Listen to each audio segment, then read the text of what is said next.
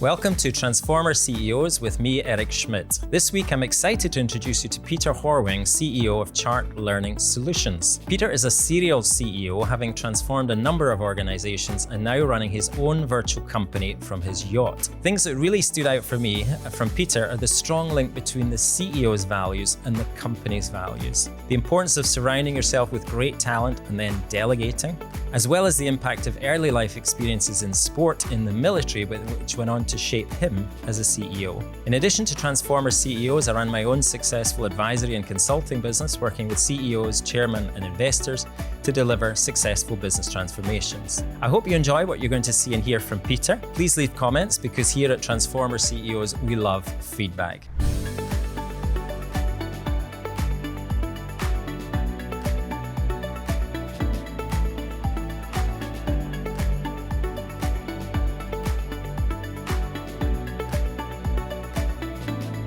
So Peter, as CEO of your own learning company, do you rely more on your long corporate career in sales and marketing, or more your experience as a Royal Marine and a world sailing champion? Well, that's a good question. When you look into journeys where you may end up as a CEO, I think it starts really early. And it's really what you do in your young years. I had the fortune to start competing in sailing very early, and already as a 15-year-old became a team world champion and also Nordic champion, and we're doing really well in that area. And after that, I went for a year in the United States in the senior high, and I left the sailing, which was a mistake, because many of my friends went into the Olympics and so on, even though I caught it back. But when I got back into competition, I went actually straight in to become a trainer. I started off, and I just noticed over a year I actually lost a fair amount. So I went in to become a trainer, and firstly locally, then regional, then a national trainer in sailing. And we also started up a sailing company for the Olympics guys. And that's really, I think, the fundamentals, because I had every weekend people coming to camps around, and then you work mainly with youngsters, and then you have to actually learn the pedagogic to get things right, and also drive them and motivate them and moving forward. And I think there is really the base when you move into corporate further on, where you gain those experiences. Great. So clearly you're leaning towards your early formative experiences, maybe even more than your corporate time. And as you look back on, and you have held and you do hold multiple CEOships, what was the big motivation? Yeah, no, I think there's always been a very clear drive, because, I went into the university, as many of us do, and I started off to become a lawyer, and I went half a term, and then I concluded, this is going to take me 10 years before I'm actually, so I went into the school or the university, said, well, I want to have my own pace here, and I want to read a double pace. And at the same time, I got my own Bachelor of Science in computer science and business administration, got that in double time. But at the same time, I was working, as you know, as a sailor in the weekends. In the nighttime, I wrote my first book, How to Become a Champion. And then other night times I was working as a croupier. So all those things coming together creates the momentum of trying to achieve. So when we left the university, we gathered some guys sitting, okay, what are we going to do in the future? We were 25 years old at that time. And I said, well, my objective, maybe it was a stupid objective, but it still was my objective. I said, I'm going to be a CEO before I'm 30. So that's where I decided upon that. And then I went into IBM, and that is a huge organization. It takes some time to become the CEO there. So that's another story. Very good. So how old were you when you decided that ambition? I was 25 years old. I decided upon that. And I went into grade school within IBM. You really got into sitting there. But I concluded the same as I did with my university. Shit, this is going to take me 15, 20 years before I'm the CEO of that. So I left after 2, 3 years, done top performance in the sales. And that's where you have to learn, your basics when you are to transform companies in the future. But I left the company and became a sales and marketing director at, 27, 28. And a year later, the CEO of IBM, he called me and said, well, Peter, we have a partner to us. And are you interested to become a CEO of that partner? And, then we just got 2 small children, and I called my wife, and we decided upon that, yes. So I was 29 years old when I became CEO for the first time. Fantastic! Congratulations. So we've covered the itinerary, if you like, the journey to CEO-ship.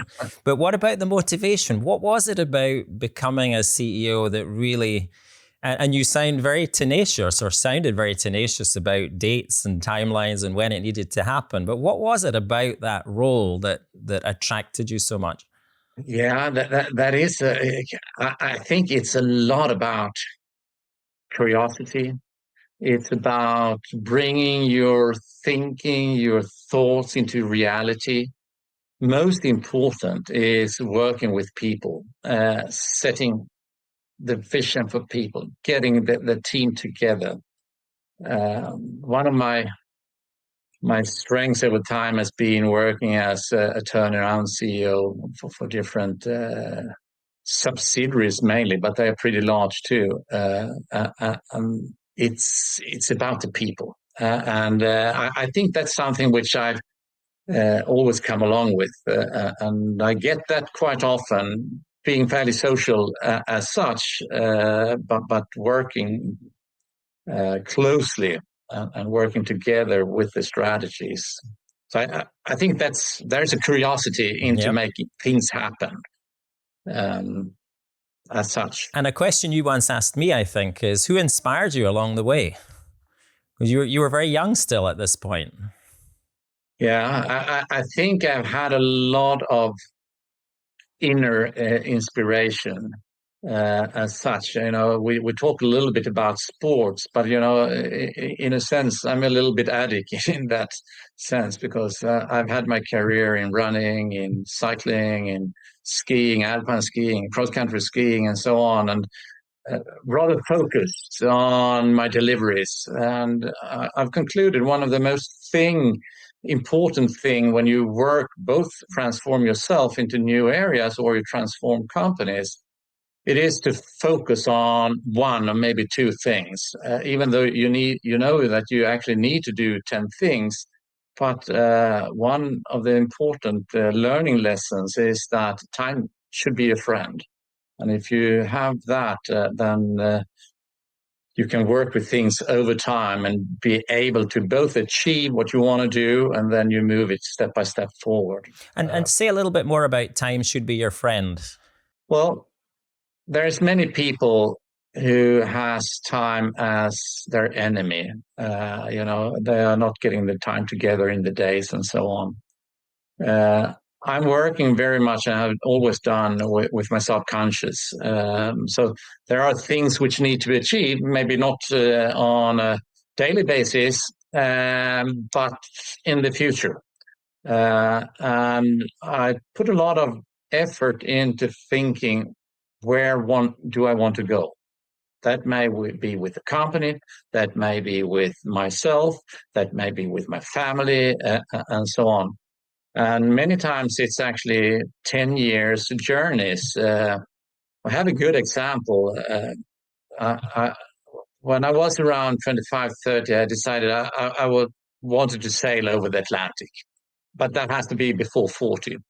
And suddenly I was 38 years old and concluded, well, I have this objective, and I thought I would be sailing with my own boat, but that would not happen. I realized that. So I saw an ad, and since it was in my subconscious, I didn't know that I was looking for it, but I just saw that ad. And so we want a cruise sailing over the Atlantic from Tortola in the Caribbean. Mm-hmm. So I called my friend, he was a lawyer up in Stockholm, and said, well, are you interested in sailing over the Atlantic?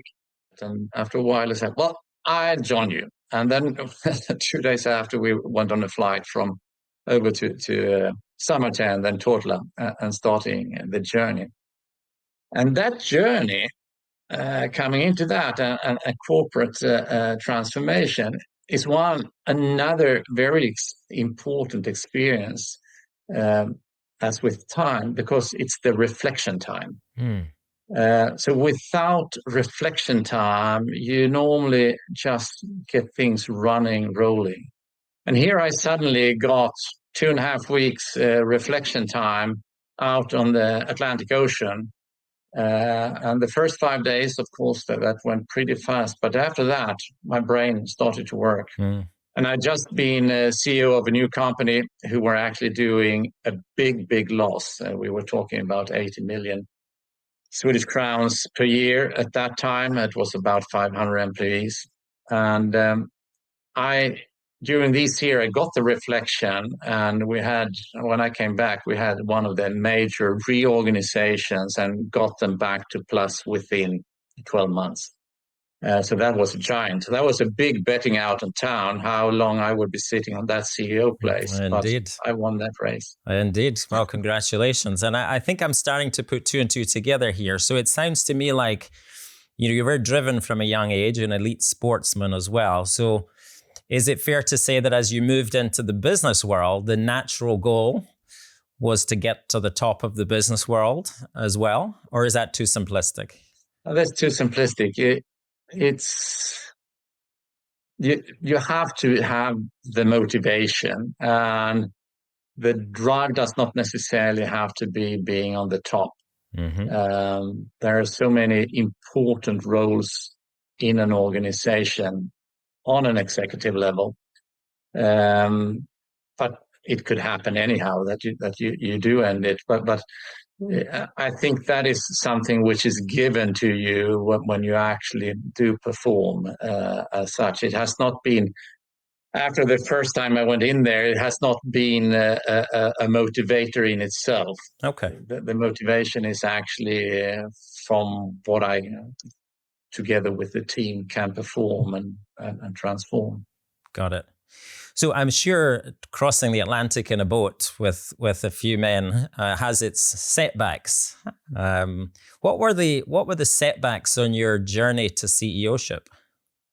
Well, there has been a few setbacks. Absolutely. I was on a journey to become CEO of one of the stock listed companies, and at the same time, as many have had, especially when you are in your career, I went into a broken marriage, and that had its price at that time, where I had to do different things as such. So that is a setback from a private side, but also impacting, of course, and that's where you have to make prioritizations and realization what is really important at that time. But I think the setbacks is that there are several good examples when you see, when you've been working in an executive team and you know a company very well. And then in this case, for example, where another person then got the appointment, but you still run the global world as such, then you realize that you suddenly are not aligned with the strategy. And that is a setback as such. And then you have to take the consequences out of that. And that's happened to you, Peter? In this case... And that's happened to you? Yes, I'm talking about the experiences straight to you, absolutely. So then you have to take the consequences out of that. And especially when you know a company, you know what it needs to take, and you get sometimes an external in there, and many times that works, but this time it did not work out. It was a guy coming from another industry with not that knowledge needed. So he went off also 2 years later, but I left earlier because it was not aligned. Gotcha. And final question in this topic is, you're in the learning world. So if you were, Yes. and I'm sure you do, talk to people who aspire one day to be the chief executive, what's your big advice to them? What are the key learnings that you pass along? Well, that is a dialogue I have more or less nearly every day, and uh, I think there are several things, but one is, of course, listen. Both listen to around you and listen to yourself, and then be on a learning journey. I mean, make a great job where you are. Have your aspirations. Make sure you have your thinking in line where you want to go yourself. Mm-hmm. Not everyone do that, but that is where the subconscious comes in. You know, if you know where you're heading and why you're heading there, then you can leave that question because it will be there anyhow. So when suddenly you start meeting people or you find information about where you're heading, because it does work for yourself. So that is what I would recommend people. And don't be shy. Don't, I mean, do your things, and it's okay to make mistakes, because that's where you learn how to make it right next time.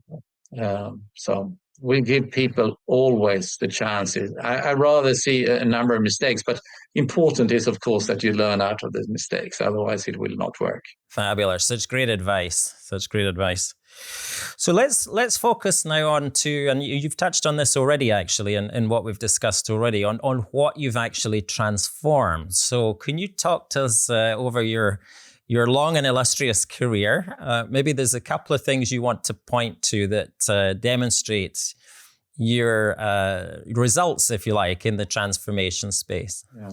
And that's interesting. I'll jump straight into an example here, because we had a company in Finland, and there were about 200 employees. It's been doing great, but it was suddenly starting to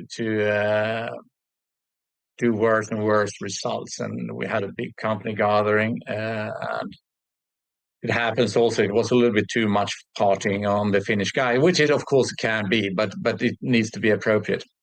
Anyhow, so I actually stepped in as the new CEO, and he had to leave this guy who was running it. And we went in, and I believe culture is super important, and it's one of the most fun things we actually have to know working in international companies.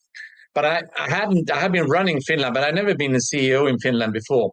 And we went into the management meetings, and we discussed. And as we do many times in Sweden, we discuss, and then we come back and have an understanding that things should be achieved. And then 2 weeks later, then I came back to the management meeting, and we concluded, well, there was nothing happening. And on the third time, I started to get a little bit angry. So, what the hell is happening? So I started to say, well, this is a decision. And as you know, Swedish culture, Finnish culture, there's a lot of difference in here. So at that time, we got formally, this is a decision. And then the week after, I mean, everything was rolling all ahead. And that implicit decision making, which we have, for example, in Sweden, that does not work in Finland. And there are other countries it does not work either. So that was one thing. But what happened with this company, which is interesting, because it started to lose momentum, and it had a big revenue as such. And the turnaround here was about getting all people together and getting back to creating a sales culture. And that was a clear transformation from the previous leadership as such, and getting everyone. And we even took it that far that everyone is in the company was in the sales as such, and the executive management become into the sales management. It was really putting everyone to work and getting the customers on top. It was not about any internal stuff anymore.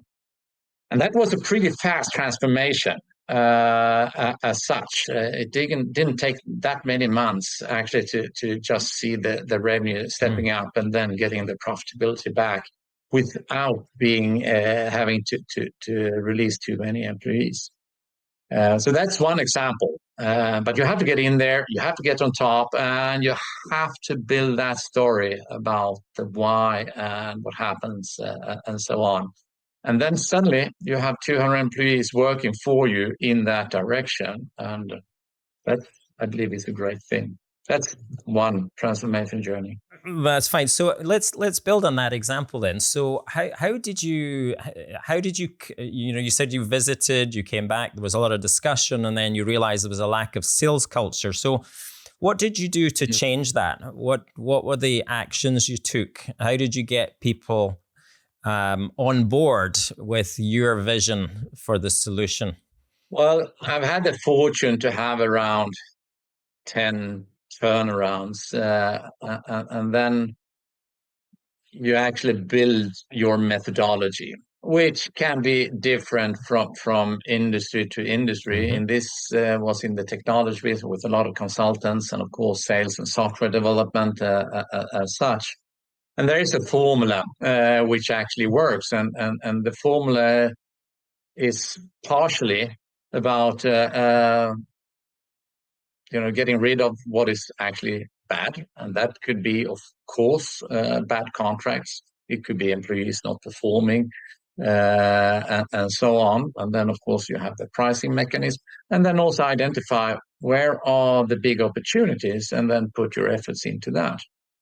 So that's where it starts, and that's also where you can start building your story on how to make that transformation. And then, in this case, gathering all the people, getting them fully energized in the Finnish way. And then you need some sauna, of course, even if there's 700, there's time for that, and there's need to be the party. But there is a seriosity in behind, and that's really where you start building. I'm also a very big friend of delegation. I have a firm belief if you're going to make things happen and make things go fast, then you have to delegate. So you have to be clear about where are the objectives and how, not how to do them, but actually what is it to be done. And then give the teams, and if it's divisions or whatever, the freedom actually to make it happen. My firm belief as a leader is to be there for your employees, not tell them exactly what to be done, but jointly discuss this is where we want to go. And of course, in the end, you will have to take the decision if people don't take it. But I want guys and girls come to me and say, well, this is our idea, this is where we want to go, but we have these things. What do you think? That is an ideal situation. And that has taken me very much into the virtual world. And now I'm running a 100% virtual company. And in order to be able to do that, you have these fundamentals in there. You have to be able to trust people.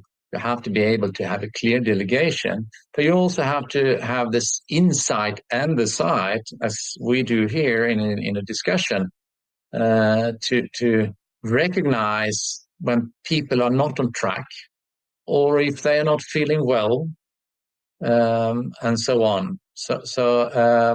And if you don't have that, the virtual world will not work. But my learning lessons is from running organizations as such. Yeah, that's brilliant. And it sounds like you've also, through the various transformations you've led, Peter, you've developed, as you say, a bit of a playbook.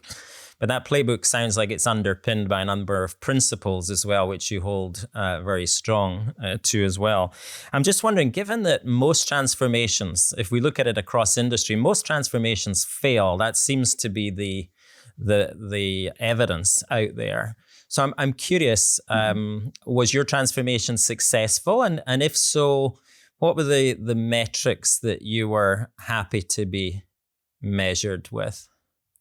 Yes, they have clearly been successful, but there are also transformation which are to be seen if they are successful, and that's of course a difference. When you run a larger corporation where you have things steady rowing, it is clearly you need to identify what areas are to come or is to come, and put the efforts into those. But I can also see running a learning and development company online in a very fast-moving environment, as we know, with artificial intelligence, both on the technology side, on the content side, and the creation side, and so on. You are in a constant transformation. And I've had several times where I've been 100% convinced this is going to fly and we bring in people as such. But you don't realize that there is even more to it until a little bit later. And so then you see, okay, back on track again and work with your ongoing transformation. And that's a difference, especially when you build companies. Well, that's a great point, and I think there's always a reality, isn't there, of transforming something, but you got to keep the wheels turning in the meantime. It's what I call fixing the puncture while you're riding the bike. So was that a reality in this example as well?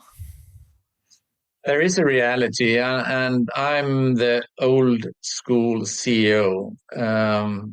I've been through a number of downturns in the market, and I've always had the fundament that a company should be profitable, at least go zero in tough times. And if not, then you have to tighten up your costing. And that's the way I believe companies should be run. We know many other examples, of course, where you have fast growth and with a lot of VC capital coming in. But I believe if you look at the big palette of companies, it's a very few still who actually do succeed with a lot of money and going with big losses for many years. And that's not my philosophy of running companies. Indeed. It should be profitable, and that's the way you grow it. Great, thank you, and I think a lot of people would agree with you on that one. So thank you for that, Peter. So what I'd like us to explore next is a little bit around some of the leadership aspects. So as CEO, well, let me ask you, as CEO, is it your role to lead the transformation, or is it someone on your executive team or someone outside the company, or where does the leadership for transformation responsibility lie, would you say? Well, the responsibility is very easy. That lies on the CEO as such. Always. That's part of your role. However, it depends actually what type of transformation it is. I mean, it could be a product development, which is critical. Then it's delegated, but you're still responsible for making sure there's the correct number of resources, integration with marketing and sales and whatever it may be. So you cannot escape, but clearly you can delegate a lot of it. And the best thing is if you can have your champions on different areas. That's the way I believe it is. Great. And I think the other key thing which you've mentioned already is that really without a great organization, everything organization, the transformation is really not going to succeed. So just thinking about the example you shared earlier, what if you were giving us a kind of a number out of 10, how fit, if you like, was the organization for transformation?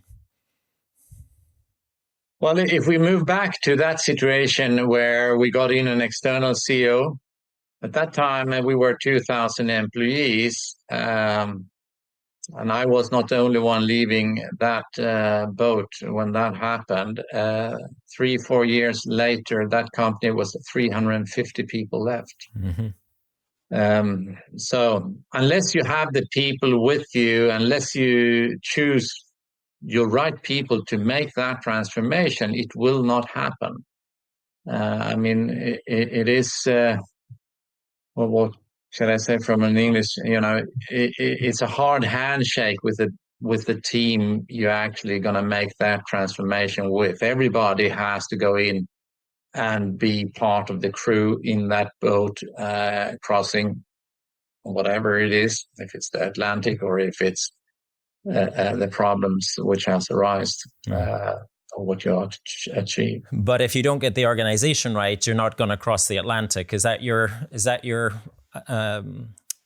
assumption? No, it is a tough one, and that is also part of your role as a CEO, making sure there's a team, and of course together, sometimes with the board of directors, depending on what type of question it is. But you have to have the team to make transformation happen. It does not come out of itself. Mm. What is interesting, though, which is a good reflection point, I've had once upon a time a CEO who did not take really any decisions. And I was working as a CEO in one of the subsidiaries at the time. And what you also see, by not taking a decision, there will still come decisions, but it comes from the organization instead. And as a CEO, it's not always easy to know what decision to take in certain situations. That could be tough product development situations and so on, which goes into the future. And sometimes by waiting out, you will see initiatives coming from other parts of an organization, and then they can be brought up as an example to be rolled out in a group. Mm. So it's an interesting realization that you don't always have to drive for the decisions as such, because there could be multiple ways, and sometimes better let it take a time. The solutions will come anyhow. Yeah. Great. What a great example. And thinking about something you mentioned before about the talent in the organization. So how important is it to have the right talent when you're leading a transformation? And I'm thinking of Stephen Covey here. Didn't he say, get the right people on the bus, but also get the wrong people off the bus? Is that something you would ascribe to? Yes. I mean, we all know that in organizations where there are changes, there's always a bunch of people sitting, waiting for it to roll over. Mm-hmm. So it goes back to the old times. And that should not happen if you are to make a transformation. So yes, sometimes you have to make those changes. You have to take out to make it has happened several times. You can actually take out part of an organization, and because it can be handled in another way instead, just by rethinking the way things have been done as such. So yes, the answer is yes to that. It goes both getting the right people in, or on. If possible, I always prefer to do the internal recruitment. But it's also about getting the guys and girls who are not supporting, make them find a new journey. Mm-hmm. And that maybe plays a little bit to what you discussed before about the importance of culture. I think you talked about sales culture in the organization that you mentioned, but talk to us about a situation where you've had to reestablish culture, and what did you do? I would say when you go into any organization or you create your own culture in your own company, um, in the end, it is very much about values. And maybe I should talk about our own organization as such, Mm-hmm. creating the values which people stand behind. And then also, I mean, we work international. We have people from different parts of the world, um, and also have an understanding that different cultures react differently. I've had tough situations working in Malaysia, for example, with the Chinese local management, and seeing that person having behavior which is not compatible with the Swedish company, for example. But then you also know when you are there on site, you realize that you have to take it easy, because if you start losing face for him, then he's lost in the organization. So then you have to balance, and this is all about understanding culture. Um, in India, which we work a lot with, it's very important to understand how that works, which is very much different from the Western side. Still, they are everywhere and doing absolute great work and highly educated, but you have to understand the family situations. You have to understand what's happening when they are to get married, and the situations and power between man and wife, and the mother-in-law, what she has to do there, and so on. Great. And so talk to us a little bit about the values in your company, because that sounds fascinating. And how did you establish them as well, given such an international footprint? Well, they are 100% reflected in my own personal values. And there's the openness, there is the trust, Mm-hmm. there is the delegation, and there is the dialogue. And in this case, there is no doors. We have of course, a hierarchy in the company, but there's no hierarchy when it comes to communication. And there's customer first. That always comes before everything as such. And there's a high work pace as such. And when you look at a company which is 100% virtual, it is different from a company sitting in a room or building, etc. Because here you really have to put the trust, and you have to find the people who enjoy having the freedom.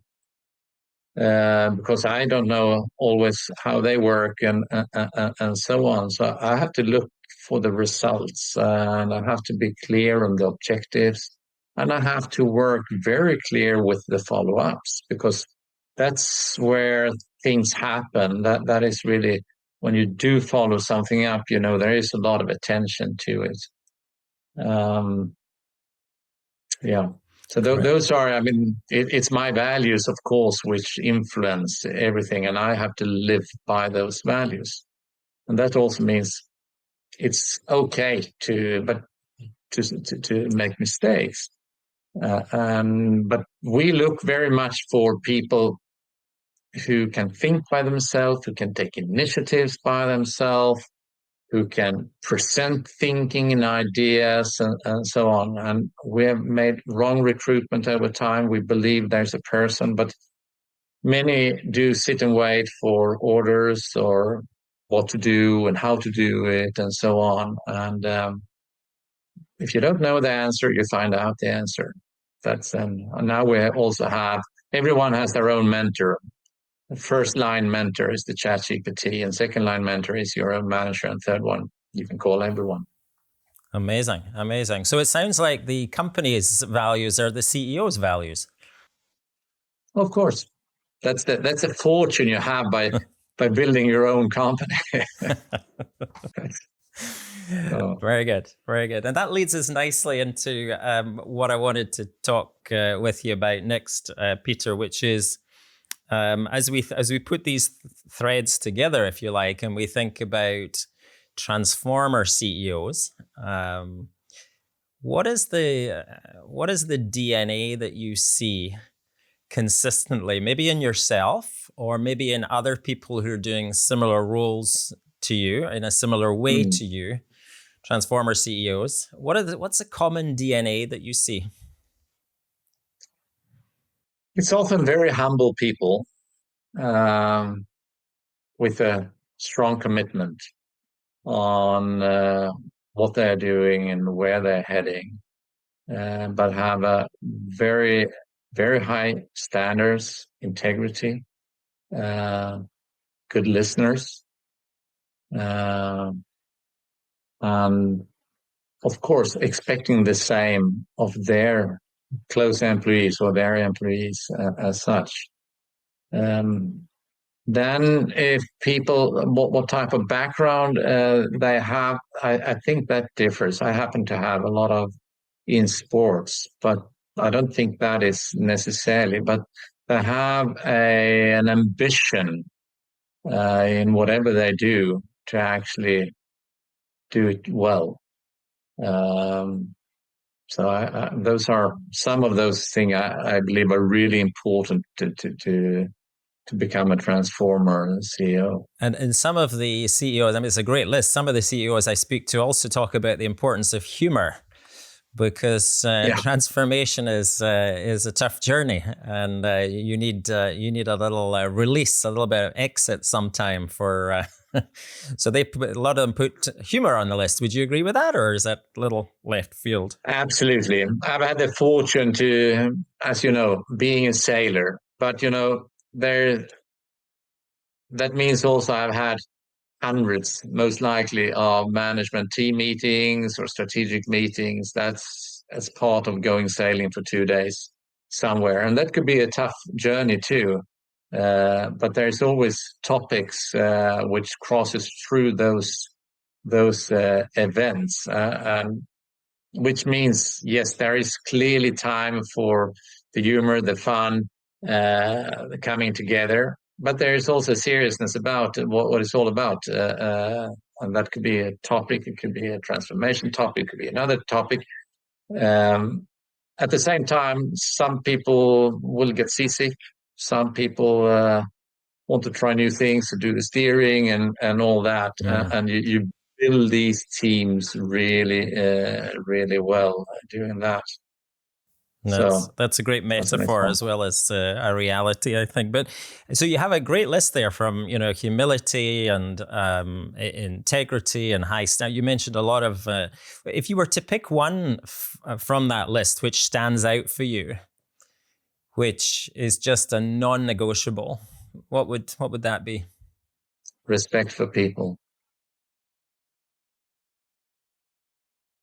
I believe that's where things start in having respect for people, and when you show that, you do get your respect yourself automatically also.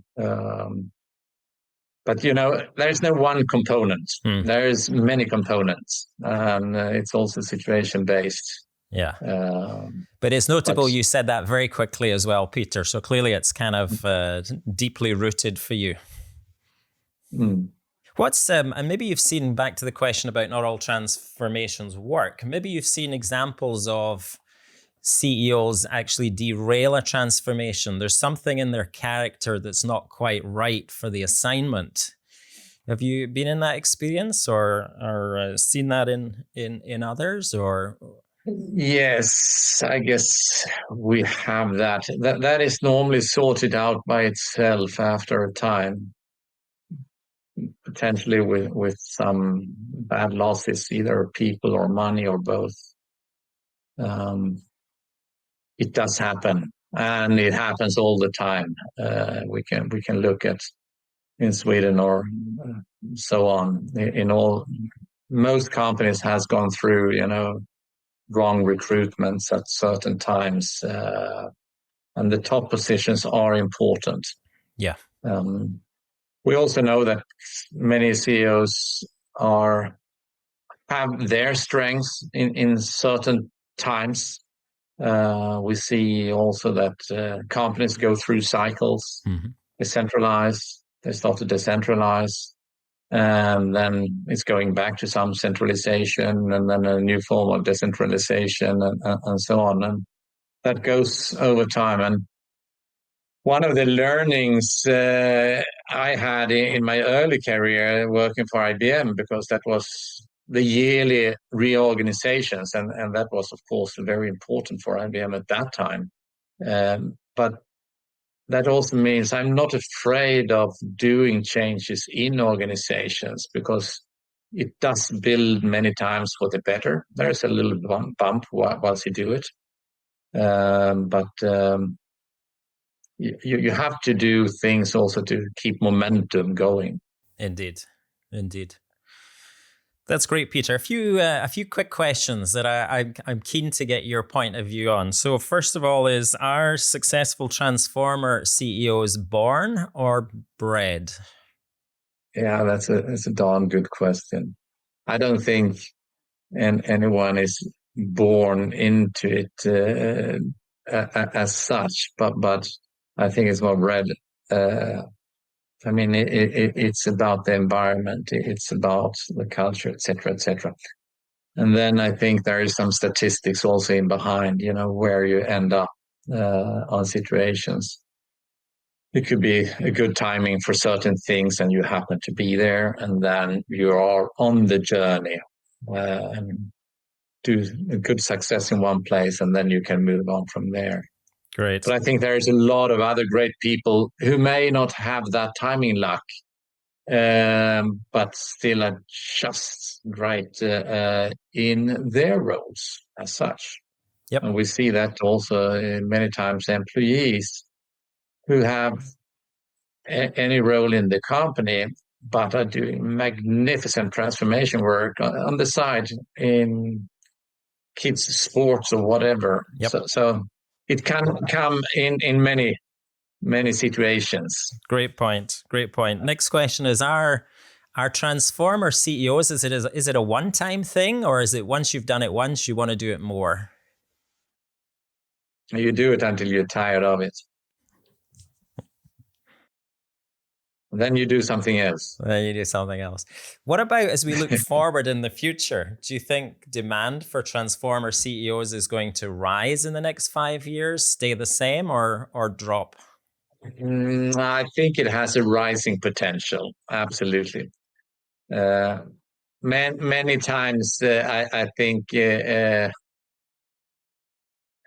companies believe they are in a transformation journey, but we have a lot of technology coming, as we know, and that will have implications. So people understanding how technology can make a difference, and at the same time giving people the opportunity to work with the technology to make transformation in an organization is.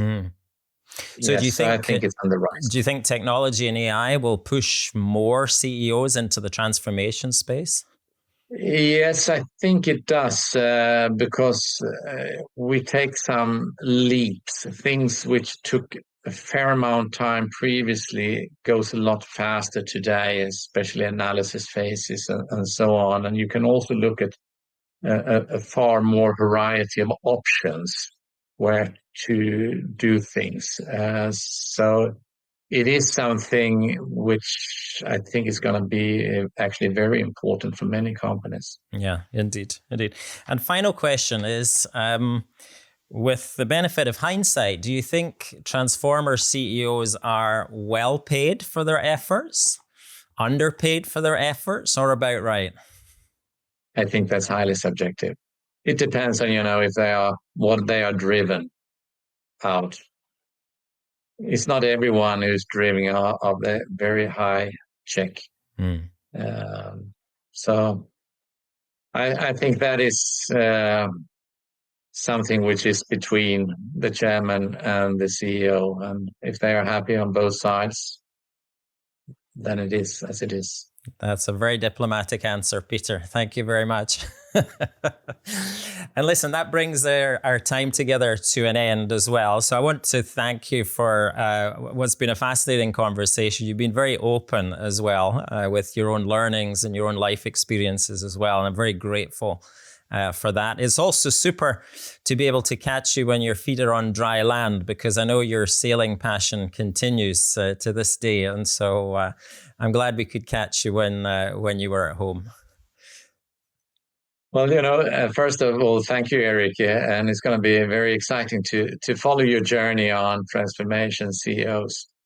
But, one transformation here is, which is something I really look forward, and that's to build a company which is 100% virtual. So I'm, as you say, doing sailing part of the time. Well, now the boat is in Portugal. We're on our way to Med, running with me, but also being able to have time to do that and utilizing technology as Starlink and run the meetings and do the transformations whilst actually doing things like that. Of course, that does not work if you have a 10, 15,000 or plus company to do that. But it is an opportunity which we have today with the technology. And that in itself is a transformation, not at least for myself. It is indeed, absolutely. And I think a lot of people will take a lot from that as well. And it is one of the things which, attracted me to us having a conversation as well. So thank you again, Peter. Very appreciative of your time today. Thanks.